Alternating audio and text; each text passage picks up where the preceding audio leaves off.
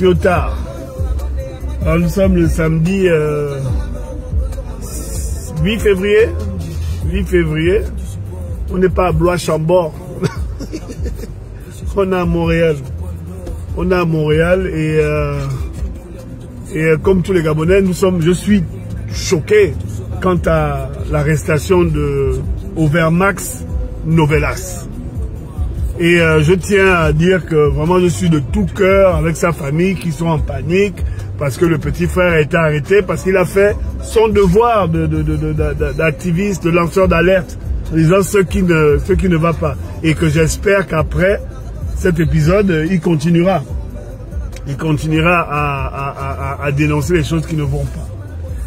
Donc aujourd'hui, le petit frère, il est encore en prison et on espère qu'il sera relâché le plus tôt possible pour qu'il puisse aller retrouver sa famille. Dans ce que nous faisons, nous les influenceurs, les activistes, je crois que je dois être l'activiste le plus ancien. Je dois être l'influenceur, l'activiste le plus ancien du Gabon, en termes d'âge. Dans ce que nous faisons, c'est vraiment tirer la sonnette d'alarme lorsqu'il y a un problème de fond qui mine la société gabonaise. C'est ça notre boulot en fait. Et ce qu'on a fait les 7 dernières années, lorsque vous aviez les Dongé qui vous servaient de président. Et à l'époque, quand il a une période de sa vie, lorsqu'il partait en vrille, ben, pour nous répondre, il se contentait de nous arrêter brutalement ou de baver. Heureusement que cette époque est terminée, sauf qu'il y a encore des arrestations. Et quand il y a une arrestation à cause d'une critique, il faut apprendre à faire la part des choses. Il y a eu une coupure électrique d'électricité au Gabon et, comme toutes les personnes qui sont des lanceurs d'alerte, le petit frère Overmax Novelas s'est prononcé. S'est prononcé en disant que voilà, il y a encore une coupure. Et ça, on ne peut pas le lui enlever. Mais là où le bas blesse, c'est là où ça a choqué les gens, parce que j'ai fait ma petite enquête, c'est que lorsqu'il a annoncé qu'il y avait la coupure, ce qui était vrai, il a annoncé parallèlement qu'il y avait des gens qui étaient morts à l'hôpital, au CHUL. Et c'est là où ça a dérapé. C'est là où ça a dérapé. Ça veut dire que il ne se fait pas arrêter parce qu'il a dénoncé la coupure. C'est parce qu'il a dit qu'il y avait des gens qui étaient morts. Il y avait des personnes qui étaient décédées suite à la coupure. Et c'est la partie diffamatoire qu'il a amené en prison aujourd'hui. Même si c'est une sanction qui est disproportionnée, on doit quand même se poser la question de savoir quelles ont été les conséquences émotionnelles, mentales, psychologiques sur les personnes qui avaient des familles. Parce que lorsqu'il a fait le live pour annoncer qu'il y avait des personnes qui étaient mortes, mais les familles ont commencé à se déplacer vers l'hôpital pour savoir massivement si les leurs étaient décédés suite à la coupure d'électricité. Et c'est là où le bas a blessé. On ne blâme pas notre frère Overmax Novelas d'avoir dénoncé qu'il y a coupure, mais c'est toutes les choses qu'il a dit derrière qui ont entraîné sa chute dans la prison, dans le geôle, dans le bagne qu'est la prison centrale. C'est ça, c'est le fait d'avoir, comment dire en anglais, emphasize, il a menti en fait. Et c'est ça qu'on lui reproche. C'est pas ce que moi je lui reproche, c'est ce qu'on lui reproche. On reproche à notre jeune frère d'avoir menti sur deux choses. Sur le fait de dire que la coupure a entraîné que les gens meurent et qu'il a montré des femmes qui étaient assises par terre à l'hôpital en disant, et je paraphrase, que c'était des malades qui étaient par terre. Or, c'était des personnes qui étaient venues accompagner leurs parents qui étaient malades. Et en général, quand les personnes sont malades au Gabon, les gens aiment envahir les hôpitaux, être là, à accompagner leurs parents. Et on leur demande de rentrer chez eux. De rentrer chez elles, ces personnes de rentrer chez elles, car elles peuvent être des obstructions à l'exercice de la profession médicale dans les hôpitaux. Donc ce sont ces deux petits mots-là qui ont entraîné sa chute. Le fait qu'ils disent qu'il y a des gens des malades qui dorment par terre ou quelque chose dans ce sens-là, et qui disent qu'il y a des gens qui sont morts. Il y a des gens qui sont morts à l'hôpital. Donc ça a créé une espèce de panique générale vis-à-vis du personnel hospitalier, mais aussi vis-à-vis des parents. Vis-à-vis des parents de ces dites personnes qui étaient décédées durant la dite coupure, où le groupe électrogène aurait repris au bout de 10 minutes. C'est ça là qui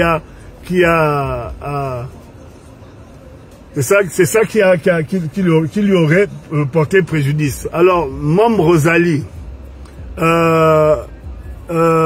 s'il n'a pas dit que les gens sont morts à l'hôpital, moi je voudrais que tu regardes la vidéo et tu me dises la partie où il n'a pas dit ça.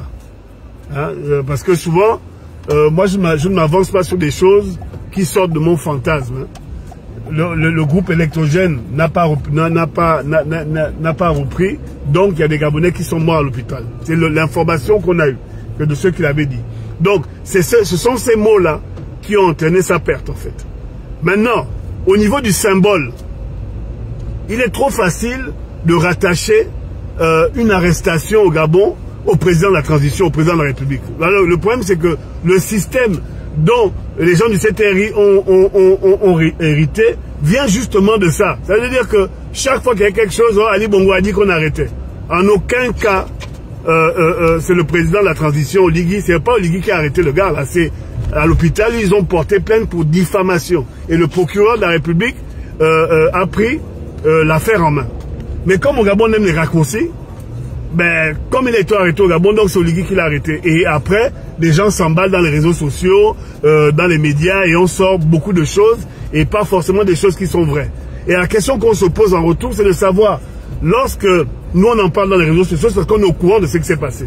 Mais lorsqu'on a des médias internationaux qui parlent de cette situation, la question de savoir qui est-ce qui les a avertis, ce qui est bien ou qui n'est pas bien, et qui est-ce qui allait payer. Parce que Jeune Afrique n'est pas gratuit. J'en veux pour preuve que l'année dernière, c'est le même Jeune Afrique, dans sa grande objectivité, qui est venu dire que Sylvia Bongo, la femme du défunt Edungue, du dictateur Edungue, et le fils avaient été libérés. Tu vois? Donc c'est souvent ces abus de langage. Et après, il faut voir au-delà de la dénonciation, c'est de savoir qui est-ce qui active les médias internationaux lorsqu'il y a une situation comme ça. Hein? Et c'est de ça dont on parle, et c'est ce qu'on essaie de voir, essayer de comprendre. À qui ça profite le fait qu'on dise qu'au Gabon, on arrête un activiste parce qu'il a dit qu'il y avait une coupure d'électricité, mais on oublie de dire qu'à côté, il y a un mensonge, une erreur de communication, je dirais, de sa part lorsqu'il parle de personnes qui seraient mortes dans les hôpitaux gabonais. J'essaie de relater, parce que le problème avec vous, c'est que quand quelqu'un essaie de faire la part des choses pour essayer d'analyser les raisons d'une arrestation qui nous touche nous tous, c'est que nous on nous accuse, donc le messager, on accuse le messager de dire n'importe quoi, ou bien d'être à la faveur du système CTRI. Moi je ne m'en cache pas, je suis pour le Gabon change. Mais je suis pour que le CTRI continue à faire ce qu'ils font depuis, c'est-à-dire essayer de rétablir un peu de dignité chez les Gabonais. C'est pour ça qu'une situation comme ça qui nous alerte, on ne peut pas se permettre de rester et de rien dire. Ou bien de parler tous dans le même sens. Il faut faire la part des choses. Il faut faire la part des choses. Et la part vraie des choses, excuse-moi Stéphane, j'ai pas pu te rappeler, la part des choses, c'est de disséquer le discours et voir à quel moment le discours a été diffamatoire et a pu constituer une offense aux familles qui a fait que les gérants de l'hôpital général, se sentant lésés par les dires, ont décidé de porter plainte. C'est tout. Mais quand quelqu'un comme ça porte plainte, hein, le gérant de l'hôpital, c'est fini, c'est Oligui qui a porté plainte. C'est Oligui qui a porté plainte. Et il faut faire la part des choses. Moi, je suis intimement convaincu que le fait que l'affaire fasse un sacré tollé, dans quelques jours, on ose espérer que, et je serre le point, on ose espérer que notre jeune frère soit libéré. Nous autres là, à l'époque d'Ali Bongo, là, on a insulté tellement la gestion catastrophique du Biafra que nous là, à l'aéroport, on a arrêté un des nôtres pendant 4 ans. Hein? Pendant 4 ans, on a arrêté un des nôtres parce qu'il avait prévenu qu'il arrivait au Gabon et que derrière, il avait fait des lives assez incisifs sur le système en place. Aujourd'hui, le système a changé de nom. Hein? Le système est tombé, il est en train de repartir sur de nouvelles bases. On ne veut pas que ce que nous sommes en train de faire devienne maintenant la porte à tout et n'importe quoi. C'est pour ça qu'aujourd'hui, on essaie de faire un peu plus attention sur la manière qu'on a de dire les choses. Par exemple, j'aurais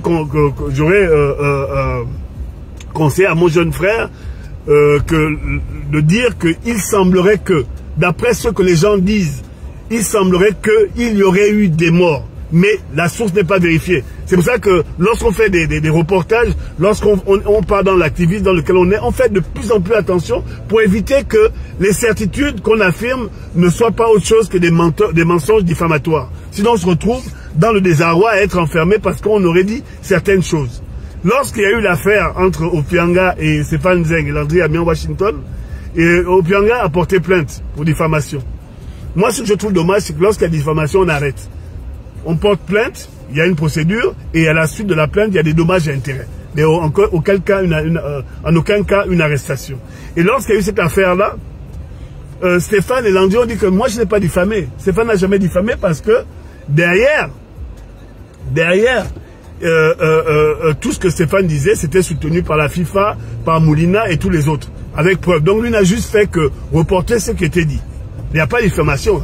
Il y a une plainte de la FIFA et les gens attendaient la plainte en retour de M. Opianga vis-à-vis de Stéphane et vis-à-vis de M. Opianga vis-à-vis de la FIFA parce qu'il considérait que Moulina avait diffamé. La plainte n'est jamais arrivée. N'est jamais arrivée parce que quelque part, on sait qui dit la vérité, on sait qui ment. Donc on est dans ce registre-là où on veut révéler les choses. Et lorsqu'on parle, souvent on s'emballe. Et nos pensées dépassent, étouffent la dure mission qu'est de dire la vérité. Et c'est ça le problème qu'on a chez nous.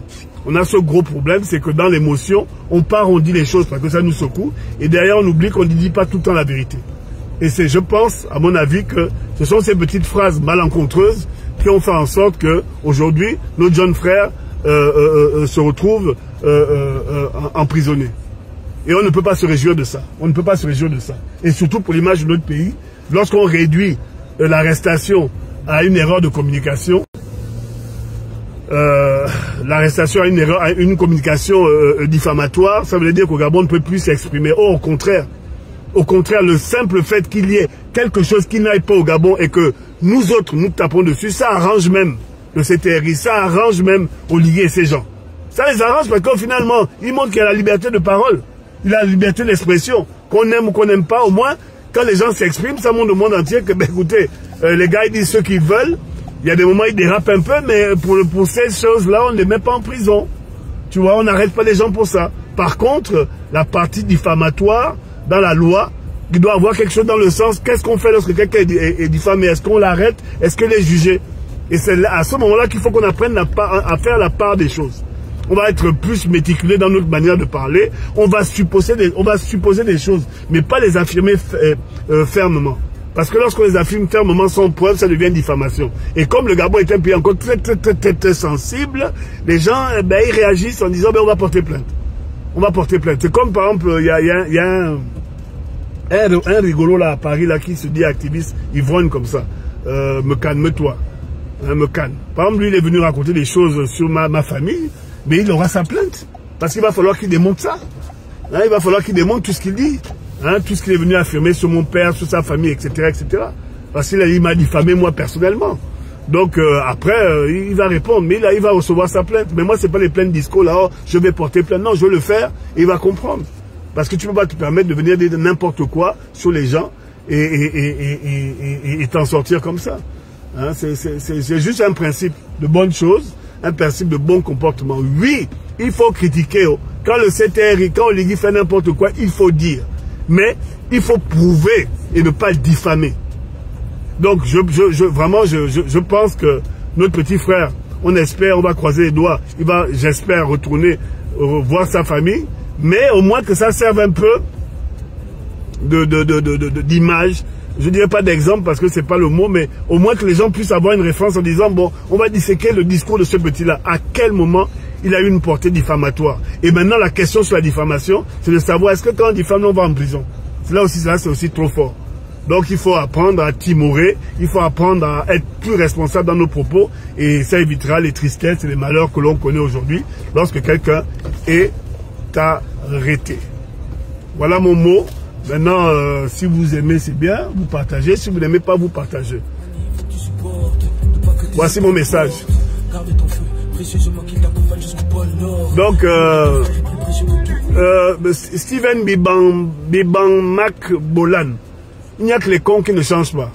Tu comprends? Il n'y a que les cons qui ne changent pas. Hier, comment je parlais là, j'étais en train d'allumer Ali Bongo et j'utilisais les mots qu'il fallait. Si Ali Bongo m'avait porté plainte, là, je serais encore en prison. Je serai là en prison. Donc oui, aujourd'hui, je parle comme ça. Parce que tu ne connais pas la capacité et l'éducation que j'ai lorsque je parle.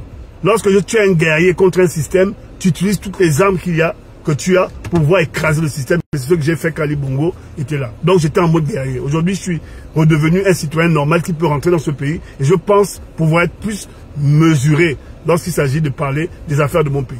Ce n'est pas le même contexte. Si pour vous, le pays n'a pas changé, pour moi, il a changé. Je suis parti il y a 9 ans du Gabon, je suis revenu, le pays a changé. Donc, par conséquent, je suis obligé de m'appliquer lorsque je m'adresse à vous, parce que c'est comme ça. Maintenant, si tu voulais que je parle de ce qui se passe au Gabon avec la même verve que j'avais lorsque je parlais des histoires d'Ali Bongo, tu ne me trouveras pas dans ce quartier-là, parce que je te le dis et je te le redis, je suis depuis le 30 août 2023, je suis pour ce qui se passe au Gabon, tant que ça va dans le sens de l'élévation du peuple gabonais. Maintenant, si vous n'avez pas compris ça, Ragnar, ça va. On est à moins 25 degrés là. On est dans le froid sibérien, comme vous pouvez le constater. Mais j'arrive au Gabon dans quelques jours. Voilà.